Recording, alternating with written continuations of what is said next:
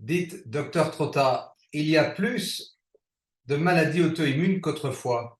Est-ce que vous pouvez expliquer les causes et savoir si on peut les traiter moins chimiquement? Vous avez tout à fait raison, on note une explosion des maladies auto-immunes. Qu'est-ce que c'est?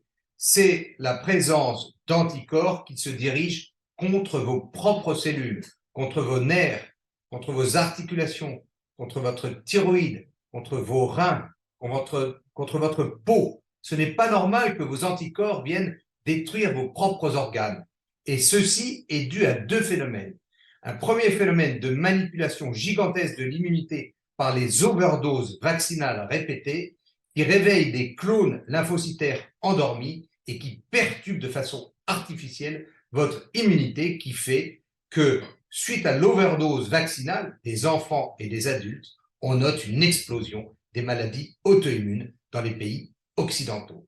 Deuxième phénomène, c'est ce qu'on appelle l'hyperperméabilité intestinale, c'est-à-dire que dans votre intestin où les cellules entérocytaires doivent être collées les unes aux autres pour être imperméables au passage des petites bactéries de l'intestin dans votre sang, il y a des petits trous qu'on appelle l'hyperperméabilité ou porosité intestinale qui laissent passer dans votre sang des petites bactéries, des fragments de gluten ou des toxines qui viennent ensuite entraîner dans votre sang une infection, une inflammation, une oxydation et une réaction auto-immune à l'origine des lésions.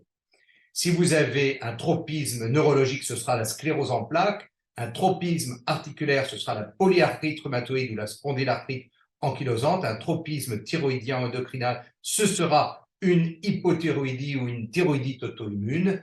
Et si vous avez un tropisme dermatologique, des maladies auto-immunes de la peau, etc., etc. Mais alors, docteur, est-ce qu'on peut soigner moins chimiquement, avec moins d'effets secondaires, ces maladies?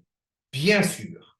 Il faut d'abord prévenir et diminuer les causes, donc diminuer l'overdose vaccinale, diminuer la prise d'antibiotiques et d'anti-inflammatoires qui entraînent l'hyperperméabilité intestinale et renforcer votre muqueuse intestinale par la prise de Produocta, Omedocta et D3-Docta, qui sont des complexes probiotiques d'oméga 3 et de vitamine D que j'ai mis au point et qui travaillent ensemble pour renforcer votre muqueuse intestinale et votre immunité.